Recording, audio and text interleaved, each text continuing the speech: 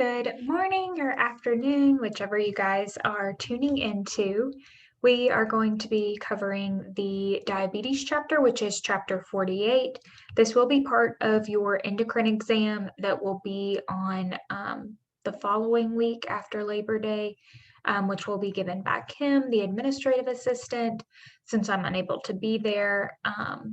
So again, your endocrine exam will be chapter 47 and 49, which we covered in class last week, and then chapter 48 over diabetes, which this Zoom lecture will be covering.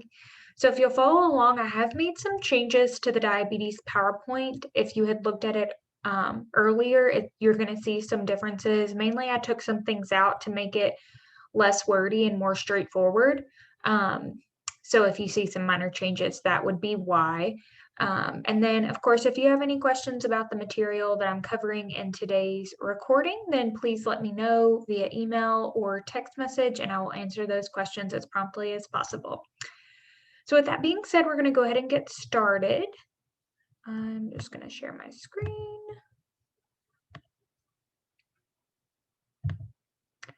All right, again, this is chapter 48. So when we are talking about diabetes, we're actually talking about a chronic multi-system disease. So it doesn't just affect one part of your body, the entire body is affected by this pancreatic dysfunction. So it is characterized by hyperglycemia or high blood sugar that's related to either the abnormal insulin production from the insulin, impaired insulin utilization, or it can be a combination of both. There is a large number of people in the United States affected by diabetes, type 1 or type 2, about 29.1 million estimated people in the United States. 8.1 million additional people are unaware that they have diabetes, and then 86 million people in the United States are categorized as having prediabetes. We'll actually talk about what that encompasses here in a few slides. Diabetes is the 7th leading cause of death in the United States, so it's a pretty big deal.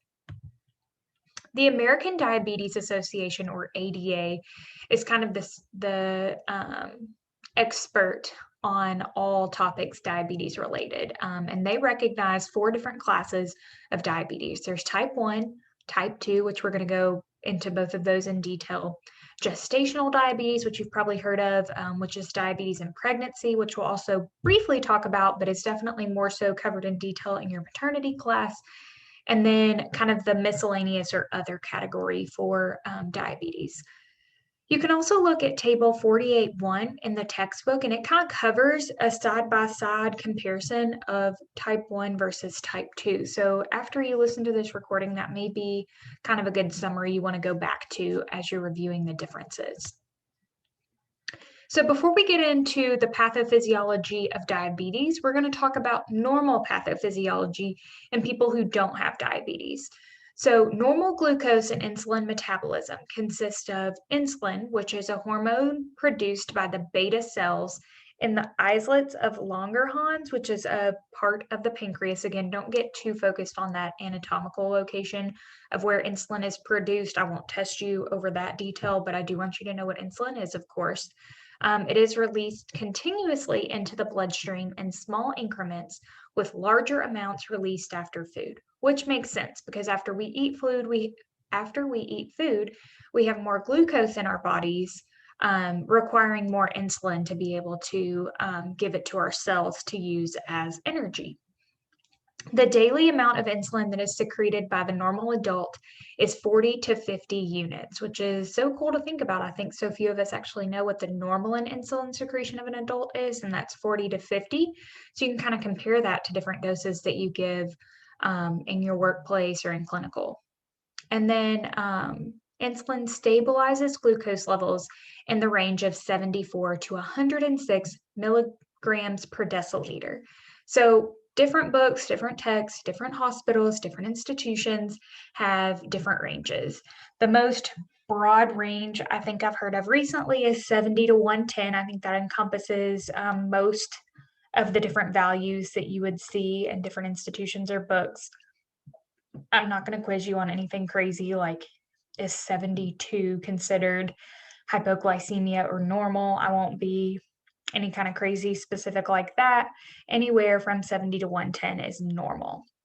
And so knowing that normal level helps you understand what normal homeostasis of glucose is. So everything that our body is doing to increase or decrease glucose levels is to get it back into that 70 to 110, 74 to 106, whichever range that we're looking at here. So that is our nice normal level.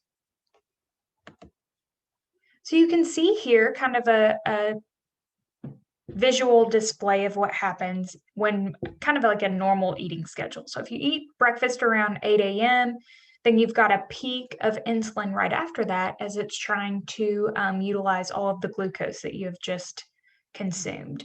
Same thing if you were to eat at noon, there's another launch of insulin there to use the glucose to convert it into energy in your cells.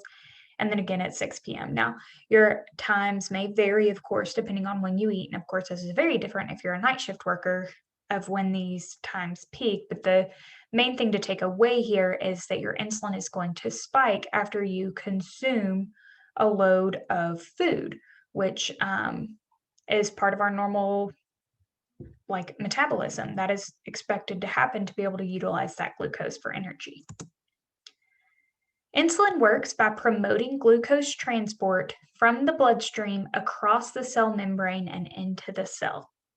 The cell then breaks down that glucose to make energy, and any excess amount that we don't need can be sent to the liver and muscle cells to be stored as glycogen. So glycogen is the stored form of glucose.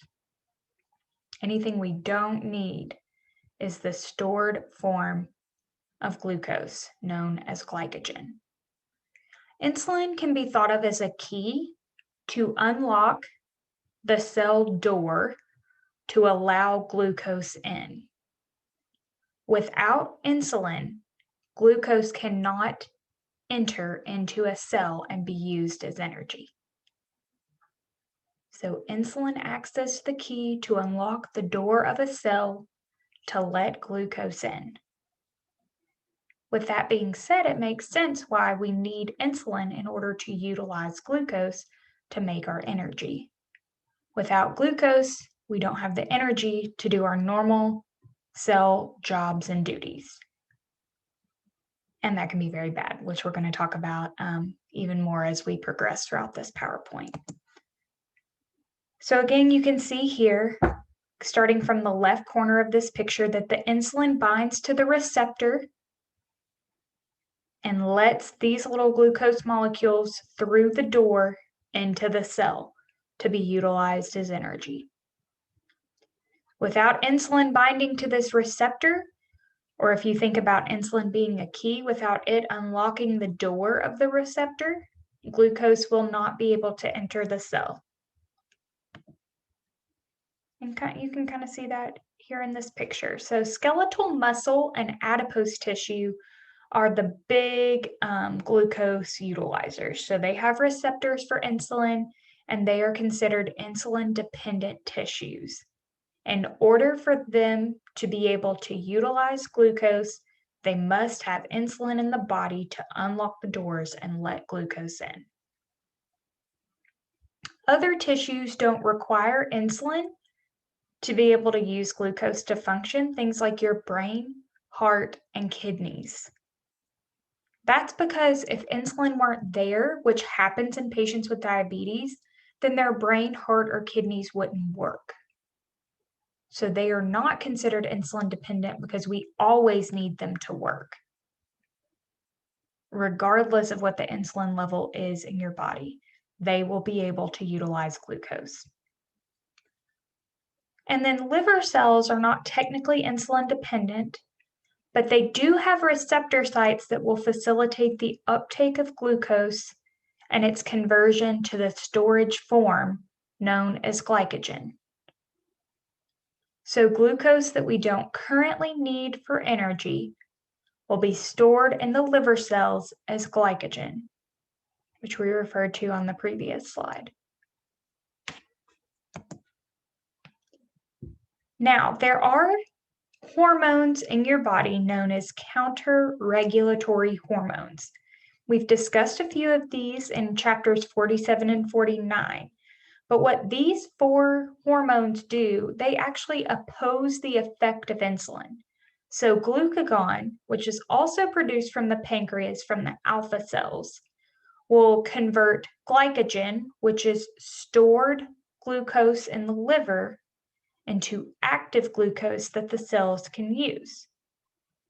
Epinephrine, which is one of those catecholamines and also one of our neurotransmitters, which stimulates our body in a sympathetic nervous system activation to increase the glucose available so that we can fight or flight.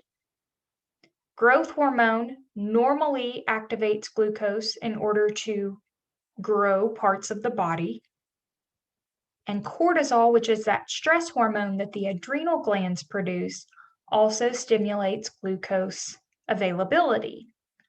So what all four of these things have in common is increasing the amount of glucose in the blood.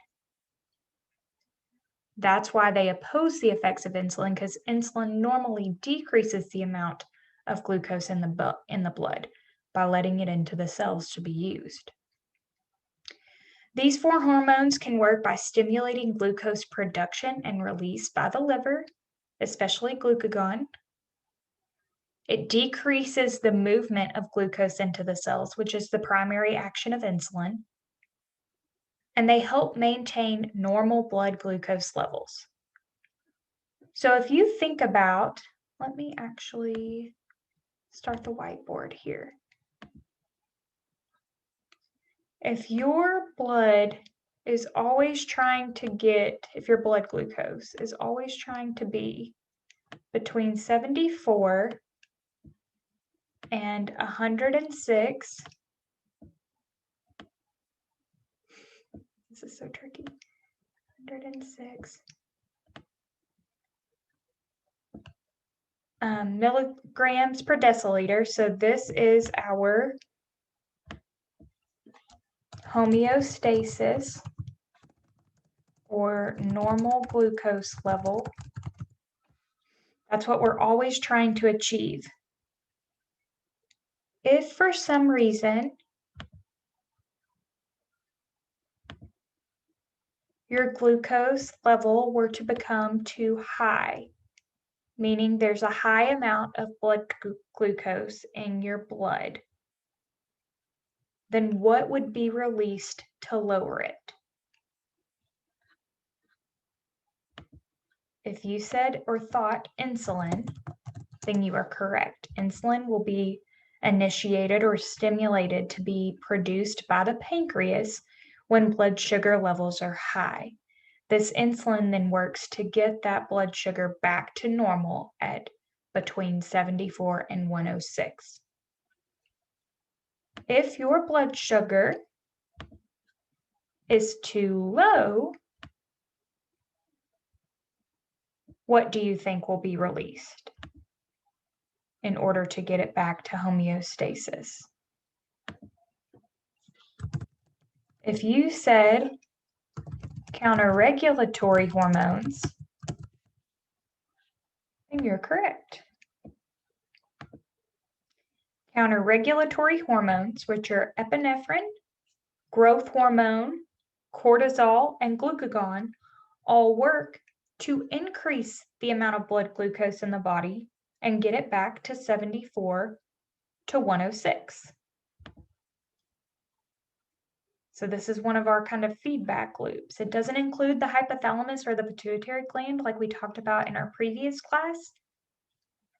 But when the pancreas or the body as a whole senses that our blood glucose is out of range, then it will respond accordingly. If it's too high, it will increase insulin, for example, after we eat. If it's too low, for example, when we're fasting or when we're asleep, then counterregulatory hormones will be released, both with the goal of achieving a normal glucose level. So from there, we'll continue with our PowerPoint. We're going to get into the different types, starting with type 1. Type 1 diabetes is also maybe known as juvenile onset or insulin-dependent diabetes, although those are not medically correct terms anymore because we found that type 2 diabetes can also occur in kids, and type 2 diabetics may also need insulin. But type 1 diabetes does still remain most commonly occurring in people under age 40, and they will require insulin to treat their diabetes. Type 1 diabetes is much less common than type 2. It actually occurs only in about 5 to 10% of all people with diabetes. So what's happening here is it's an autoimmune disorder where the body develops antibodies against insulin or the beta cells in the pancreas that produce insulin, which kills off those cells and results in not enough insulin to survive. If we do not have enough insulin, then our body will be hyperglycemic, we'll have a high level of blood glucose in the blood, and it won't be able to get into the cells. The key is not in the body anymore to be able to unlock the door to the cells to let glucose in. So that's obviously a bad thing. We also know from research that there's a genetic link to type 1 diabetes. There are genetic predispositions, and different exposures to viruses are suspected to contribute to the initiation of the autoimmune process in the body that attacks insulin and pancreatic beta cells. You may hear idiopathic diabetes, which means we don't know exactly what caused it, but it is inherited. There was some kind of genetic predisposition passed along. And latent autoimmune diabetes in adults is type 1 diabetes that occurs after the age of 40. Again, it still is type 1, it's not type 2, but it's been latent, or another word for latent is inactive in the body until some kind of exposure or predisposition initiates it to start affecting the body.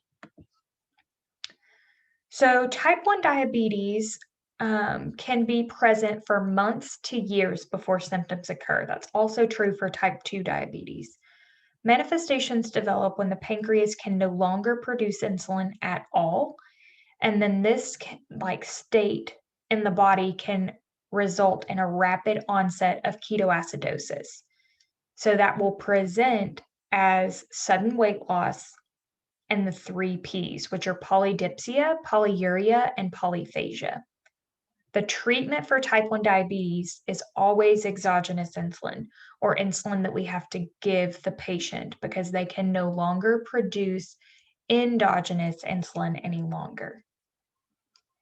Ketoacidosis occurs, and we're going to talk about this as a complication of diabetes in the later part of this PowerPoint, because since glucose made from carbohydrates cannot be utilized by the cells because there is no insulin in the body, and the body, of course, still needs energy, it will break down fats and proteins to develop energy.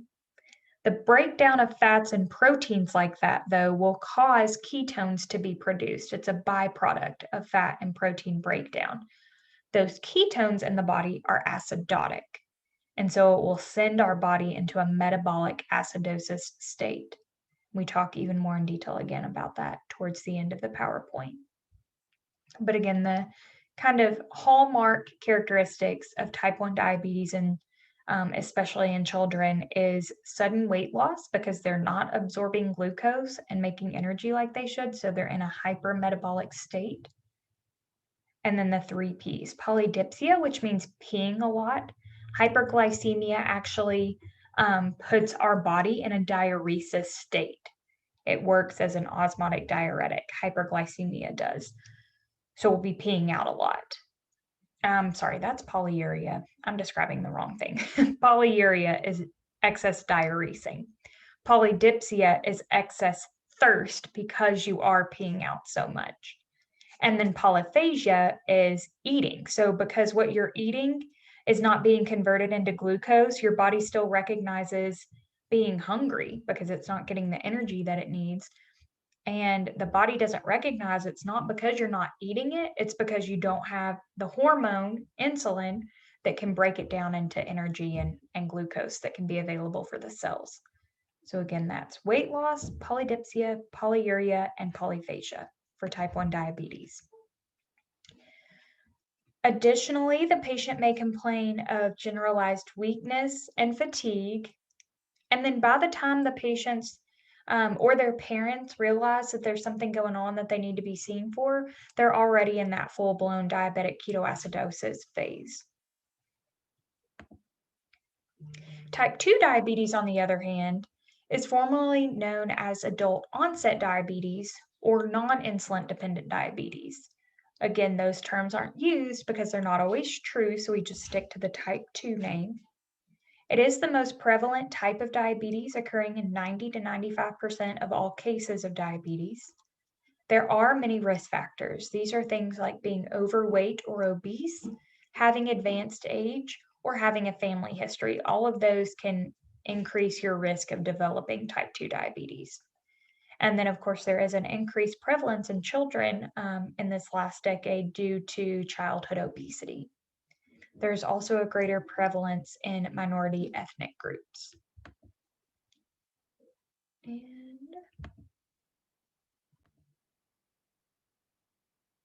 So the pathophysiology of type 2 diabetes is different from type 1.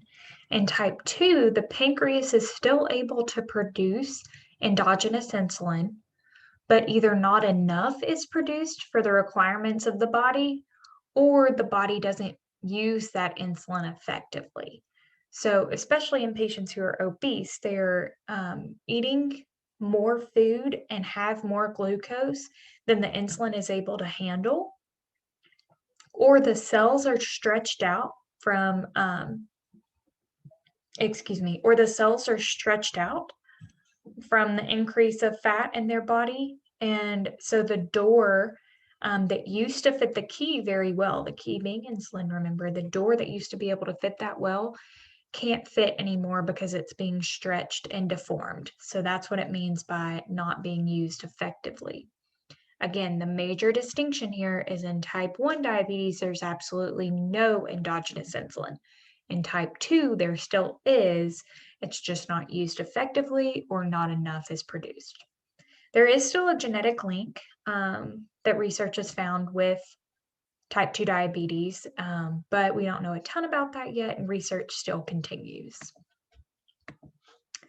Metabolic syndrome is something we talk about that is composed of 5 different risk factors that increase your risk for type 2 diabetes. This is increased glucose levels, abdominal obesity, so people who are apple-shaped versus pear-shaped, high blood pressure, high levels of triglycerides, and decreased levels of HDLs, which is the good type of cholesterol.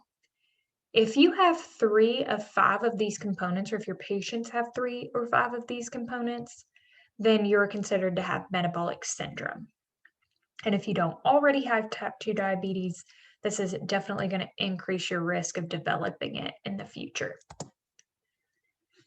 Type 2 diabetes also has a gradual onset. Hyperglycemia may go many years without being detected. And once it is detected, usually about 50 to 80% of beta cells are no longer secreting insulin, which is an issue. Again, it's not completely absent. It's not 0% of beta cells. I'm sorry, it's not 100% of beta cells are no longer secreting insulin, which is type 1 diabetes, but a significant portion are not secreting insulin. So that's what's leading to this type 2 diabetes state. The average person has had diabetes for 6.5 years before diabetes is detected. So that's a big deal, and it shows the importance of regular annual primary care visits and screening for diabetes, especially in patients at risk. The symptoms for type 2 diabetes are often non-specific and vague. There may be the classic symptoms of type 1, but not terribly often. And again, when I say classic symptoms, I'm meaning the weight loss, polyphagia, polydipsia, and polyuria, but those aren't totally common in type 2. More often, we're seeing the generalized fatigue, recurrent infections because the chronic hyperglycemia in the blood, bacteria love glucose, so there's very difficult in being able to get rid of infections. Recurrent vaginal yeast or candida infections, prolonged wound healing, and visual problems occur. Prediabetes puts patients at an increased risk for developing type 2 diabetes. It is actually a diagnosis that is classifying the intermediate stage between normal glucose homeostasis and diabetes. So the patient is not quite diabetic yet, but they don't have normal glucose function either. Even though they may be asymptomatic, their labs will show the prediabetes, and long-term damage may already be occurring. And we talk about some of the long-term damage at the end of the PowerPoint. Patient teaching is very important. They need to undergo regular screening with their primary care provider, including glucose checks and hemoglobin A1C levels. They need to learn and manage risk factors, especially that metabolic syndrome, and try to decrease those components that put them at risk for type 2 diabetes. Monitor for symptoms of diabetes. We need to educate patients on what those are. And by maintaining a healthy weight, by exercising, and by making healthy food choices, they're going to decrease the risk of the development of type 2 diabetes. Gestational diabetes develops during pregnancy. It affects anywhere from 2 to 10% of females in the United States. The occurrence of gestational diabetes increases the woman's risk for cesarean delivery or perinatal or neonatal complications. If the patient is considered high risk, they're screened on their first visit with the OBGYN. As soon as they are identified as being pregnant, they'll be screened. And patients who are high risk are those who are obese, who have advanced maternal age, those who are greater than 35 years of age, and those who have a family history of gestational diabetes. If patients are considered average risk, then they will undergo the routine testing at 24 to 28 weeks of gestation. So every woman will experience glucose testing between 24 to 28 weeks of gestation if they are at the average risk level. Usually, glucose levels will return to normal around 6 weeks postpartum. So gestational diabetes is not a permanent diagnosis. The cure is having the baby, and it takes about 6 weeks post-delivery for those glucose levels to return to normal. Now, having gestational diabetes does not necessarily mean you're going to develop type 2 diabetes, but research has shown that there is an increased risk of it. So 63% chance that patients will develop type 2 diabetes within 16 years of having gestational diabetes. So there is still a risk, and there's a definite need for education surrounding diabetes for patients who have developed gestational diabetes. Other types of diabetes, what does this encompass? Well, it can be, so this is going to be anything that doesn't fall under the umbrella of type 1, type 2, or gestational. And those are things that result from an injury to, interference with, or destruction of beta cell function in the pancreas. And some common examples of that are trauma to the pancreas or pancreatitis, which is an inflammation of the pancreas, and we'll discuss that more in the GI section. This can also occur from medical conditions or drug use. So an example of that would be corticosteroids, and we've learned that that also acts by increasing glucose levels in the body. And these types of diabetes can be cured if the underlying condition is treated, if the trauma can be fixed, if the pancreatitis can be reversed, or if the drug is discontinued. So if corticosteroids are discontinued, then your glucose metabolism should return to normal. Some common diagnostic studies we use to diagnose diabetes, first and foremost, is the hemoglobin A1C, and a result of 6.5% or higher is considered diabetes. We go more into detail on that in the next slide. If the patient takes a fasting plasma glucose level, meaning that the patient has been fasting anywhere from 6 to 8 hours. So there should not be a spike in glucose due to consuming food. They're in their regular, normal fasting level. Should be under 126 milligrams per deciliter. If it's higher than that, then they are considered to have diabetes. The 2-hour plasma glucose level during an oral glucose tolerance test that's greater than 200. So what happens in this scenario is that the patient will take a glucose load or ingest a food that's high in glucose, up to 75 grams of glucose. Then they will wait 2 hours and check their glucose level. In patients who have normal pancreas function and normal insulin utilization, that glucose level after that ingestion of 75 grams of glucose should be below 200. Our body should be able to handle that load and manage it, get it into our cells to be utilized as energy, and get it down to less than 200. If our bodies cannot do that, and after 2 hours, the glucose level is greater than 200, then the patient is considered to have diabetes. Now, just like in any other diagnosis, we will not necessarily jump to the gun and diagnose somebody with full-blown diabetes off of one test result. The goal here would be to have them come back for a second visit and then repeat these tests. And a second set of tests that are elevated would certainly confirm their diagnosis of diabetes. But a doctor may continue to diagnose just based on one set of these lab values if the patient has symptoms of hyperglycemia and they have any random plasma glucose level greater than 200. So if you're asymptomatic, that's one thing. They may have you come back for a second time and redo these tests just to confirm and make sure that you do in fact have diabetes and it wasn't just a fluke. But if you're having symptoms of diabetes and your tests come back positive, then they may go ahead and treat you for these symptoms. And then, of course, they'll still want to follow up with you and check and see how you're doing. So the hemoglobin A1C level reflects glucose levels over the past 2 to 3 months. So glucose normally attaches to the hemoglobin molecule.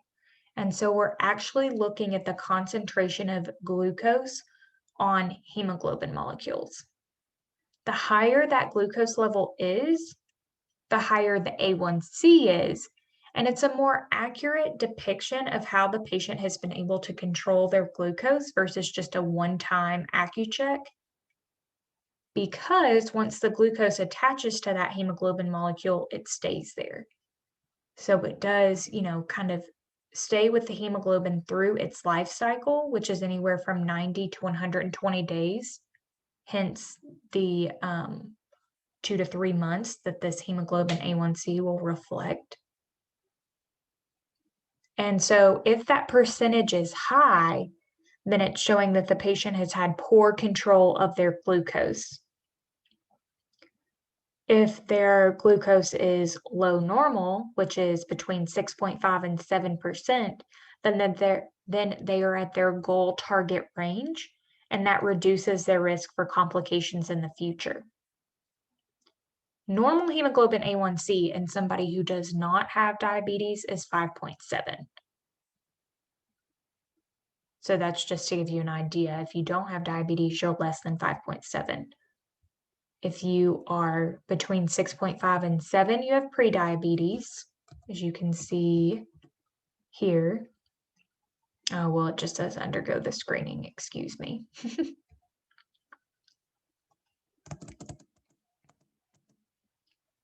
But then if it's greater than that 7%, then the doctor is going to want to introduce more lifestyle strategies or different medication dosaging to get your control tighter on that glucose, because the more tight control you can have on that glucose level, the less complications you'll have from your diabetes in the future, and that's definitely the goal.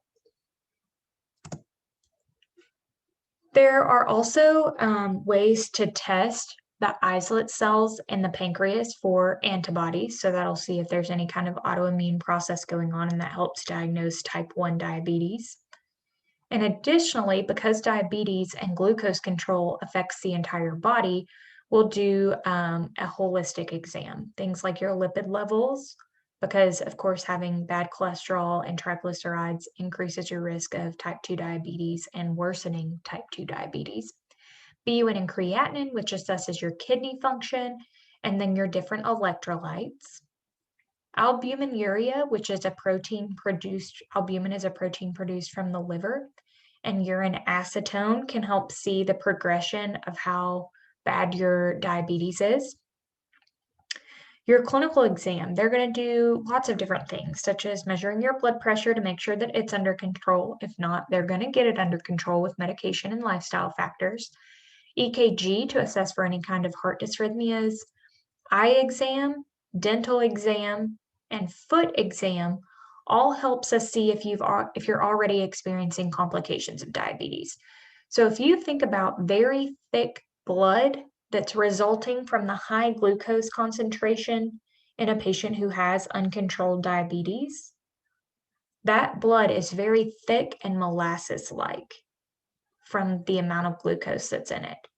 That blood's going to have a hard time getting into the smaller vessels of the eyes and the distal circulation, like the feet, and also in the small vessels of the kidneys. So we're really concerned in checking those and assessing those on a regular basis to see if there has been any long-term damage develop in those small vessels. Dental exam would be because of the increased glucose that the patient may have, especially if they're type 2 diabetic. We want to make sure that they don't have any cavities that need to be fixed.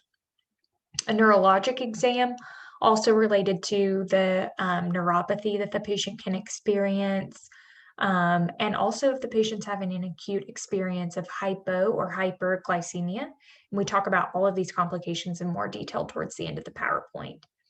An ABI is an ankle brachial index, where we compare the blood pressures in the arms to the legs. And if there's a greater difference between them, the greater the difference is between them, the more likely the patient is to have peripheral vascular disease. So just like we talked about with the eyes and the feet, again, if the blood is thick from the high amount of glucose in it, then those distal areas may be suffering from decreased perfusion. And the ABI is one way to assess if that's occurring. And then, of course, regular weight checks. If the patient is able to lose weight, then they're going to have better outcomes and better compliance with their diabetes treatment.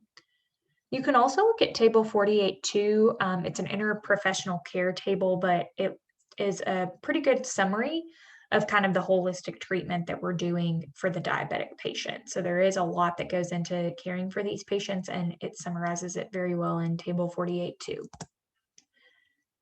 So what does interprofessional care encompass? Their nutritional therapy is very important because that totally caters how much medicine they may need or how much insulin they may need.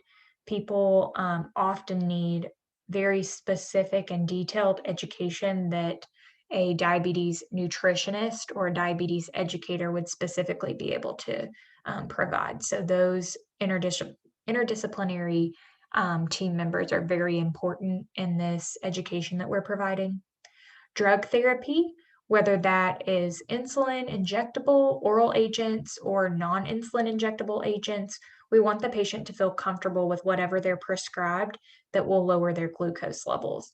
We'll go into more detail on what different med options are in just a few slides. Exercise can be very tricky.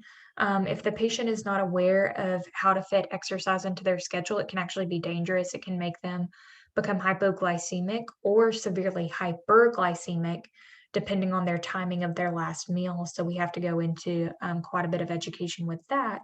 And then we also want them to know when it's appropriate to monitor their glucose and how often they should monitor their glucose. Specific to type 2 diabetes, healthy eating, regular exercise, and healthy weight can sometimes cure the disease, and then they won't have to take medication. But they will always technically have diabetes, and so they may need medication in the future as the disease progresses. But lifestyle factors are definitely a very important part of managing type 2. Type 1, those lifestyle factors are important, especially to decrease complications, but there's nothing they can do from a lifestyle standpoint to be able to make their pancreas create insulin anymore, because it's not able to do that, and it won't ever be able to do that. So they will always require exogenous insulin. But again, those healthy habits, those healthy lifestyle changes will decrease the complications that can come from diabetes. So insulin, again, endogenous insulin is what the pancreas is able to make inside the body, hence endogenous. Outside of the body, exogenous insulin is insulin from an outside source, meaning either an insulin injection or an insulin pump. It is required for type 1 diabetes, but it may also be required for type 2 diabetes during times of stress or illness, just to increase their glucose control and help in their healing and recovery, or if the disease progresses and they're unable to manage their glucose with regular PO therapies.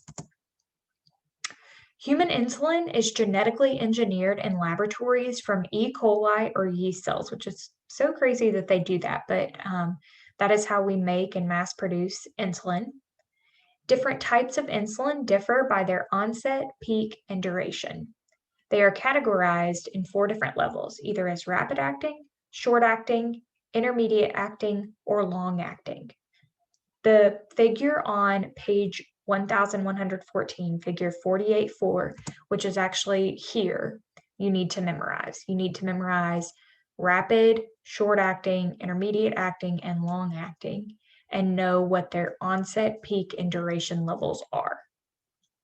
I am not trying to be evil here. This is absolutely required for you to know as a nurse to safely administer insulin.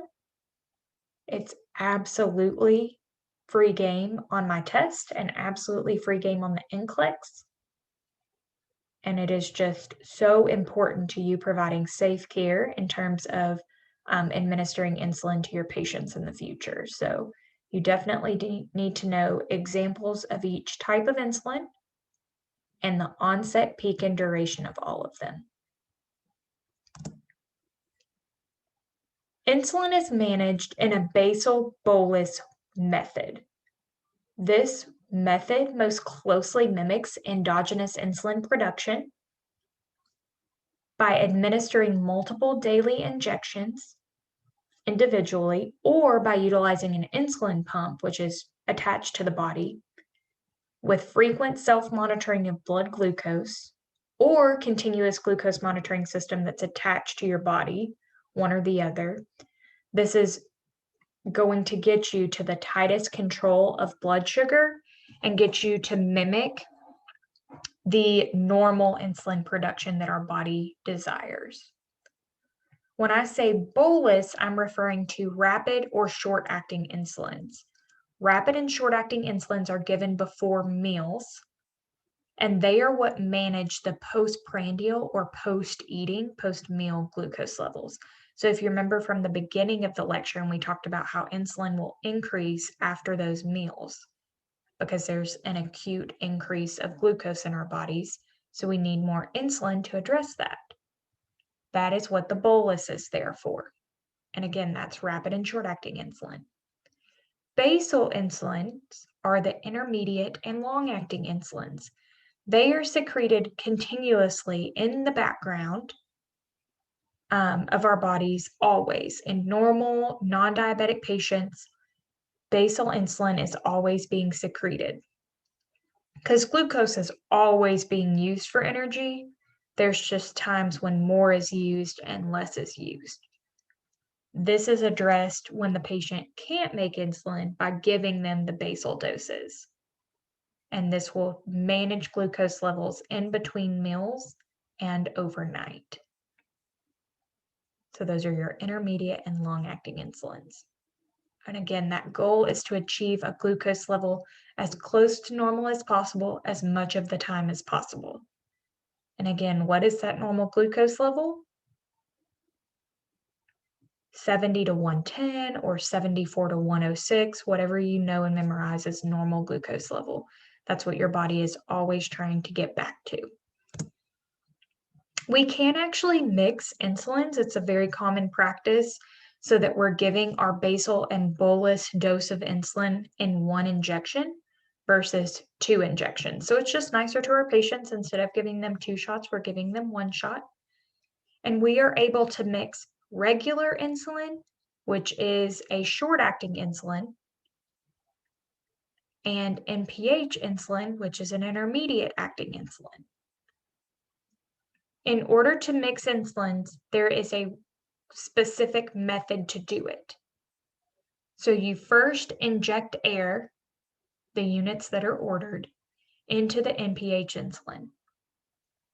You then remove the needle and syringe and inject the units ordered of the regular insulin into the insulin vial. So you inject air.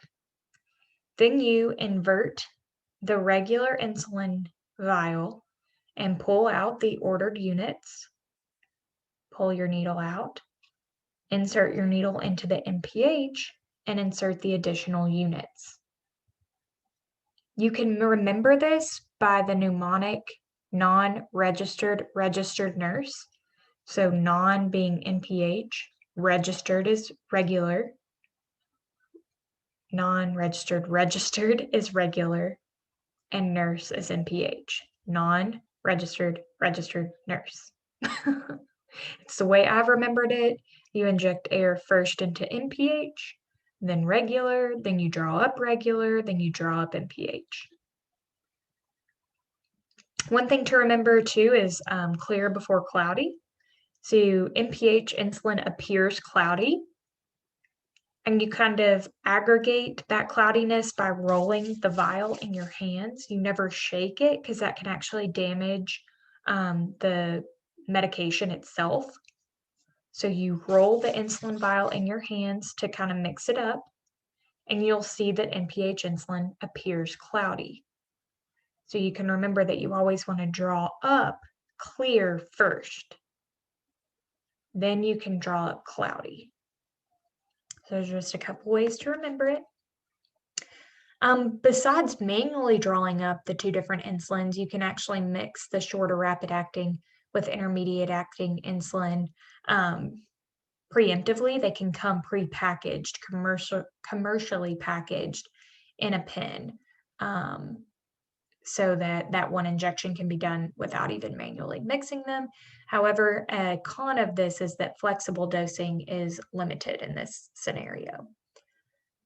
If the patient is going to be considered for self-mixing those 2 vials, which is what we talked about in this slide here, then you need to assess if they have the visual, manual, and cognitive skills to be able to safely and accurately do this. If they don't have the vision to see these small lines to draw up the correct amount of insulin, then they should not be doing this on their own, because overdosing or underdosing can lead into some life-threatening complications. So we want to make sure that they are actually a candidate to be able to do that. Insulin storage is pretty particular too, and you need to know the information on this slide. So extreme temperatures make insulin less effective. So if we store insulin at less than 32 degrees Fahrenheit, which is freezing temperature, or greater than 86 degrees Fahrenheit, we should not utilize that insulin anymore. Commercially mixed vials and pens can be left at room temperature for up to 4 weeks, so that's pretty convenient. If insulin is used but not, so if a vial's open and drawn from but not completely utilized, which is very common, then you need to refrigerate that unopened insulin. We want to avoid direct sunlight exposure because that can damage the medication.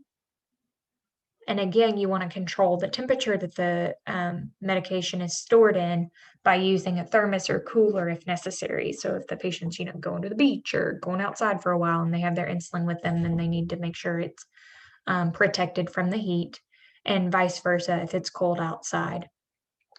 And then any pre-filled syringes need to be stored upright with the needle side up. And then when it's time for them to use it, they need to roll the syringe in their palms before using it to make sure that the medication is mixed up properly. Many of you probably know this, but insulin is administered in the subcutaneous route. We do not do it intramuscularly because there's a risk of hypoglycemia occurring. Do you think you know why? If you thought about intramuscular being a quicker route of absorption, then you're correct. Intramuscular injections are absorbed quicker than subcutaneous is.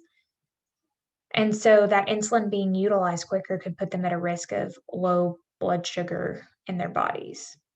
So the subcutaneous route is preferred because it gives us a longer, more steady absorption rate to utilize that insulin in our bodies.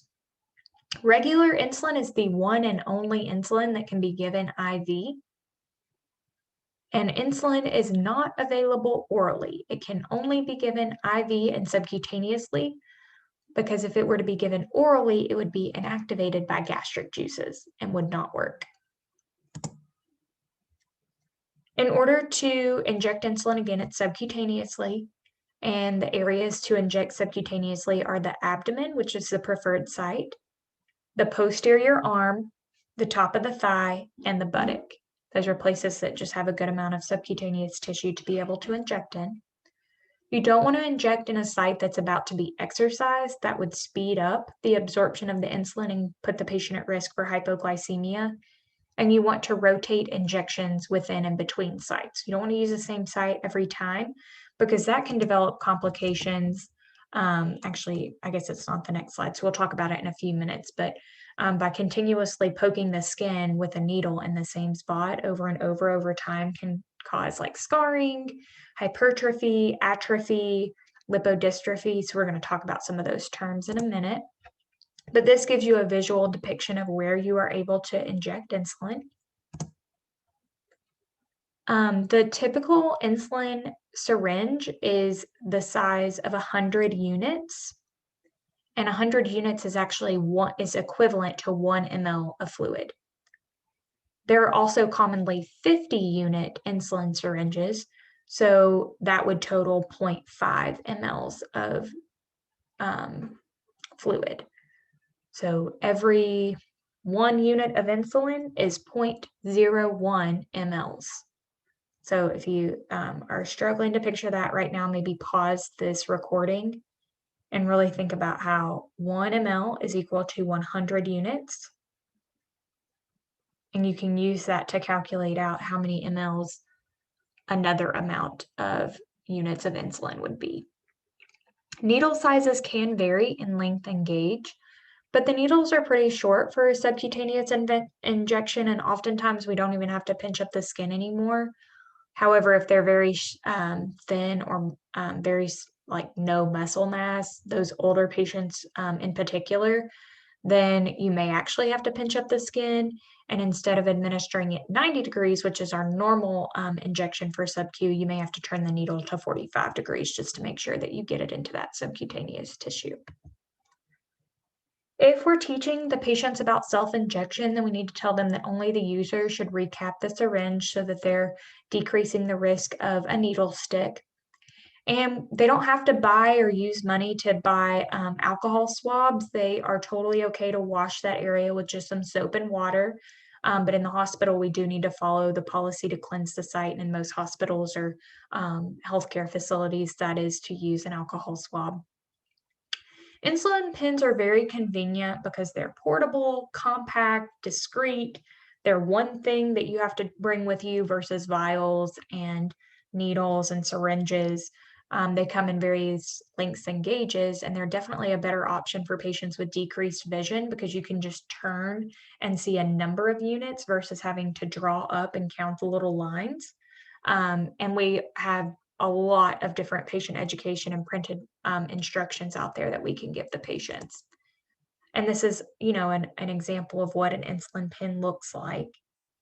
And you can see it would be a lot easier for patients who have any kind of cognitive, visual, or manual dexterity issues.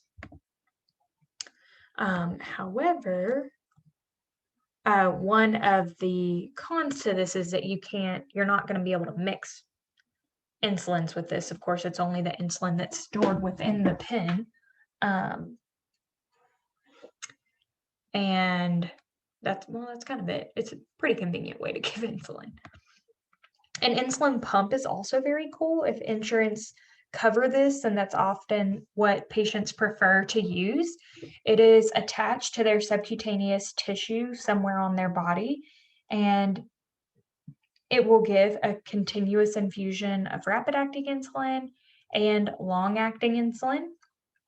It is battery operated and connected to, so you can see here, there's a needle on this device that is inserted into the subcutaneous tissue, and then it's like Bluetooth connected to this device where you can control how much insulin is released at a time into the body. So it's really cool. Kids and parents really like this because parents, even when the kids are at school, can pull up their device. Oftentimes it's just Bluetooth to phones these days, and they can see not only that they need to give their kid insulin, but they can check, and they work as a dual way to obtain the kid's glucose. So that's really nice. They can see what their glucose level is and either cause the insulin pump to inject some insulin, or they can call the school and let the school know that their kid's their kid's glucose level is low. So that can help preemptively prevent hypoglycemic episodes. Things to remember about this, though, are to change the set and site every 2 to 3 days. That could be a risk of infection and just kind of dirtiness if we didn't change it every 2 to 3 days. So patients know to do that. And again, you can use your device to program the basal and bolus doses throughout the day. That's dependent on, how much you eat, how much you're doing, what your activity level is. If you're in a state of illness, you'll need more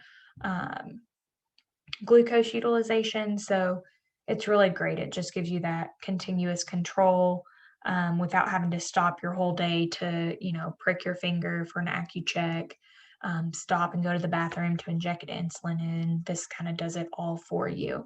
And it can check your glucose, 4 to 8 times a day or continuously. I mean, there's just a lot of flexibility and monitoring that comes with this, especially now that technology has increased, that it's not even connected. There used to be wire devices, and this would have to be connected physically to the monitoring device. And that's just not really the case anymore. Technology has progressed so much that this can be wireless and similar to Bluetooth technology, and has just made it very, very convenient for patients with diabetes to lead a more normal life. However, unfortunately, with healthcare in the United States, it's not always covered by insurance. So that would definitely be the downfall of it.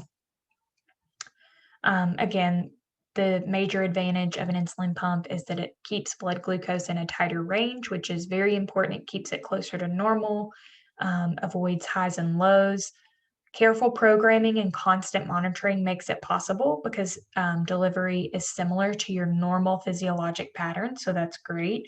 And again, it is more flexible with meals and activities. Some potential concerns of an insulin pump is, if you don't change it properly every 2 to 3 days, then there's a risk for infection at the insertion site.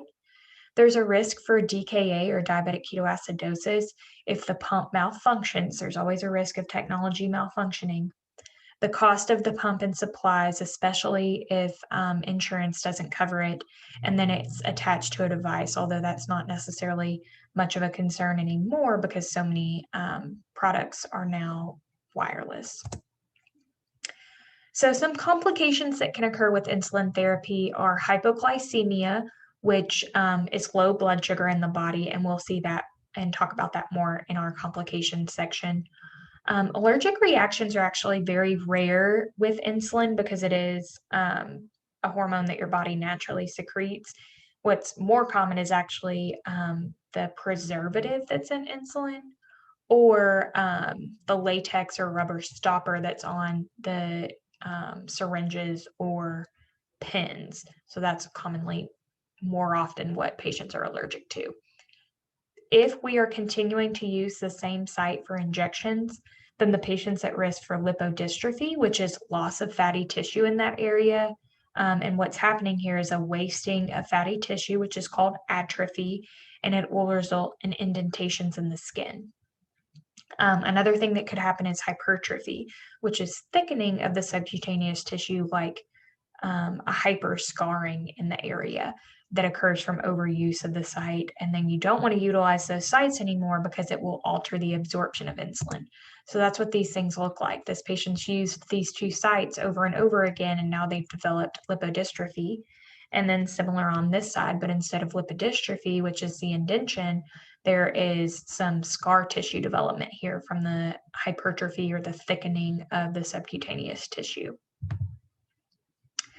Then we're going to talk about a couple complications that may happen, or just something to be aware of for our patients to know that are on insulin therapy. So Samaji effect and dawn phenomenon are two different occurrences that can happen that either cause the glucose to be too low in the middle of the night or too high. So these are two of the reasons why you may have seen the order for Accucheck ACHS, so before meals and at bedtime, and Q2 AM, so ACHS and Q2 AM. And it could be because we're trying to assess for either Samaji effect or dawn phenomenon. So what happens normally is that there is a release, excuse me, is that there's a release of counter-regulatory hormones that cause a rebound hyperglycemia in the morning. So if we ever find that when we check our first glucose in the morning and find it to be high, even though we've gone, 8 hours or however long we've slept without eating, we're kind of like, well, what the heck is happening? Well, it's that release of counter-regulatory hormones. And so we kind of have to figure out how to treat it. If a high dose of insulin causes, bedtime high dose of insulin, usually our long-acting insulin, our Levemir type brands of insulin, could be given at bedtime before the patient goes to sleep, and that may cause their glucose to get too low during the night. But if we're not checking it at night, we may not know that that's occurring because the counter-regulatory hormones cause high blood glucose readings when the patient wakes up. So when we check the blood glucose at 2 a.m. on these patients between 2 and 4 a.m., we're going to find a low glucose level, below 70 milligrams per deciliter.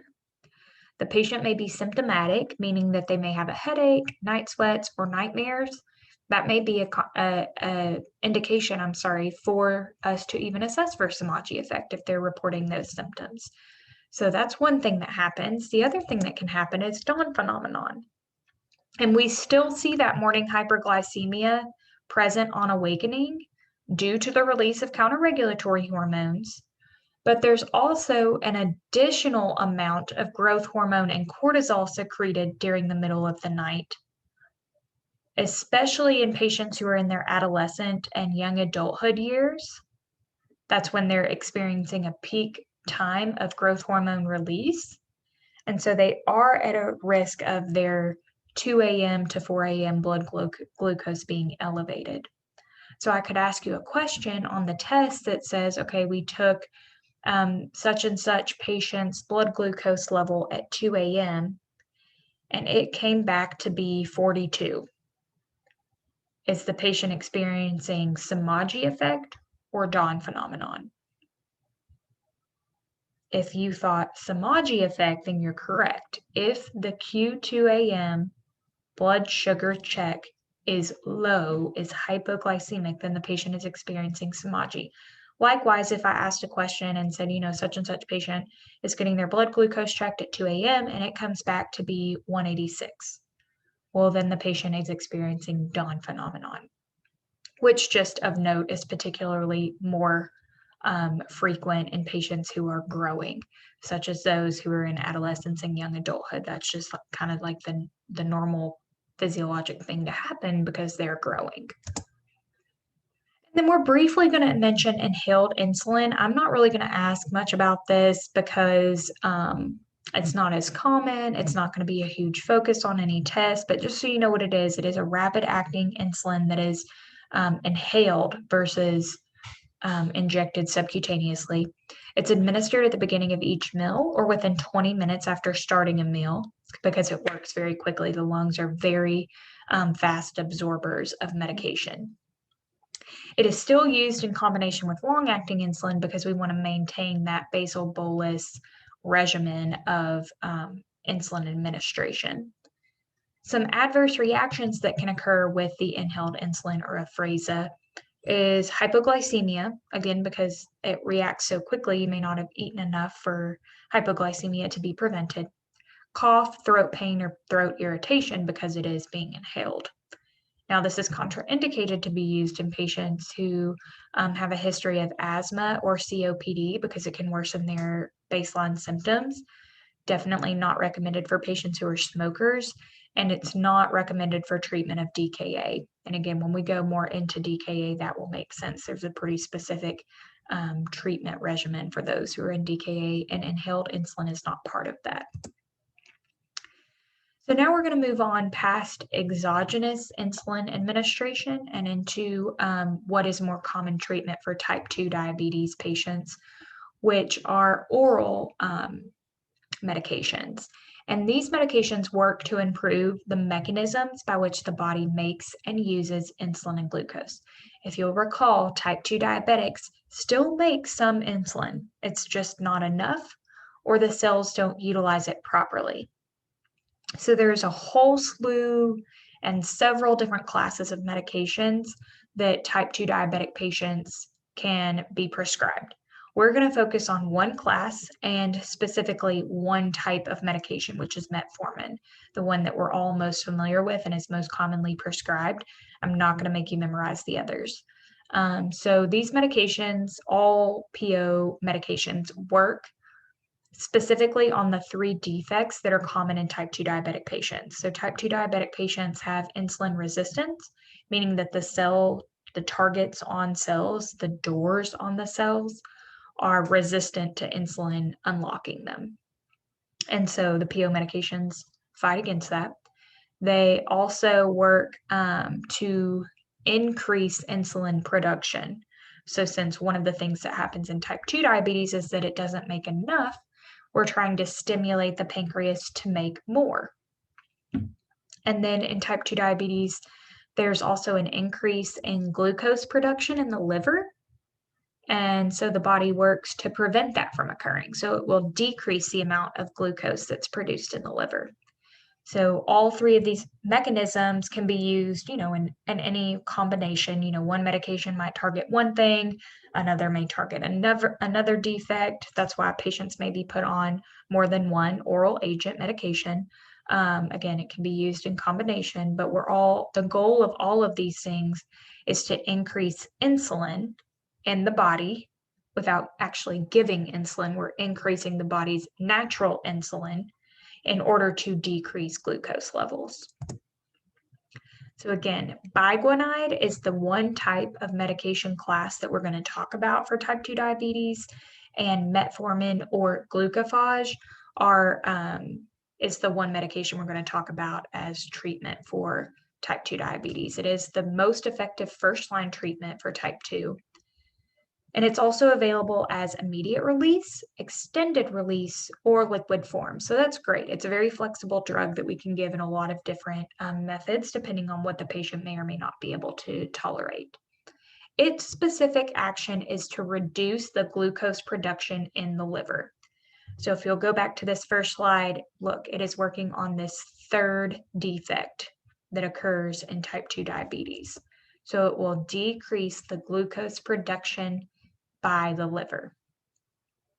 And if you'll remember, glucose is produced by the liver by taking glycogen, which is the stored form of glucose, and converting it to active glucose.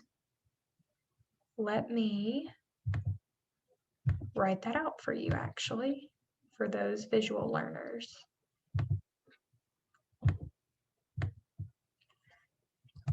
Glycogen is stored glucose in the liver.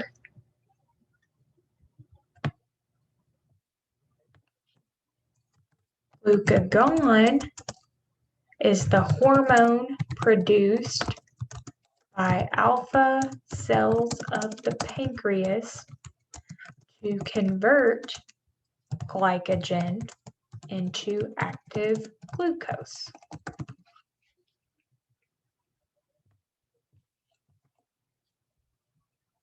So there's your difference between glycogen and glucagon. I know that's confusing because they sound and are spelled very similarly, but you do need to know the difference. Glycogen is the stored form of glucose in the liver.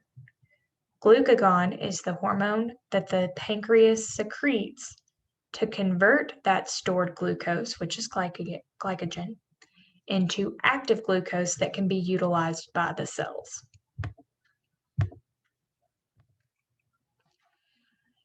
So metformin also enhances insulin sensitivity. So if we look back here, the insulin resistance that's common in type 2 diabetes, it works against that to make sure that cells are more receptive to insulin being introduced into it to let glucose in.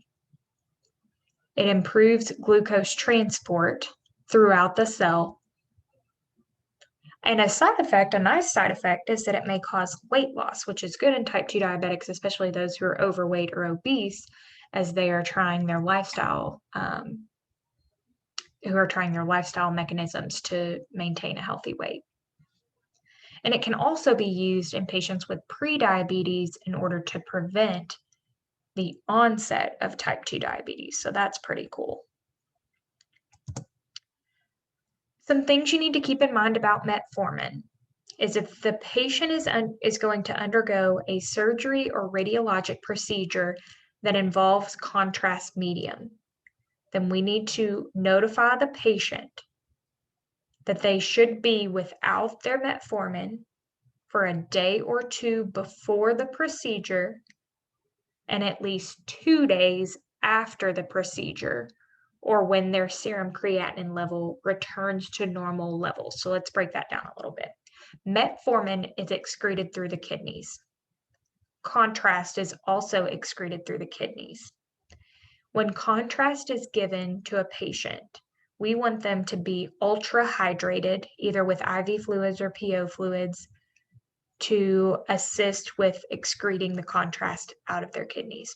If contrast sticks around in their kidneys, it can cause kidney damage. So that's why we're really kind of particular about it. Now, since metformin also has a large effect and is excreted through the kidneys, we don't want both of them to be in our bodies at the same time. So if the procedure or surgery is planned, we recommend that the patient stop taking their metformin 1 to 2 days before, depending on the doctor's preference. Even if this surgery or the procedure is emergent, which I experience a lot with some of my ER trauma patients, like they didn't know they were going to get in a wreck today, so they didn't know that they were going to have some kind of surgery or procedure and they're going to get contrast. So the biggest thing then is for them to withhold taking their metformin for 2 days. That gives the kidneys time to process and excrete the contrast, and then it's going to be safe again for them to take their metformin. If the patient's hospitalized, then we can see that their creatinine level is returning to normal, and we know that they're definitely safe to take their metformin. So that's what all of that means. Metformin is contraindicated in patients who have renal, liver, or cardiac disease, or if they're in any stress or disease process that's leading to lactic acidosis. So those would be patients that are septic, that are, incredibly ill in the hospital. They should not be getting metformin because this will prevent the excretion of it from their kidneys and body, and then that can cause the acute kidney injury. Again, iodine-based contrast medium can cause the acute kidney injury, and we just talked about that, so we want to withhold the medication for a few days. And then if the patient is known to be an alcoholic and have excessive intake of alcohol, then they should also not be taking metformin. So do please know these contraindications. And then we also want to recommend that patients take metformin with food in order to minimize GI side effects, things like nausea, vomiting, diarrhea, etc. So next we're going to talk about different education points, starting with nutrition therapy for our diabetic patients.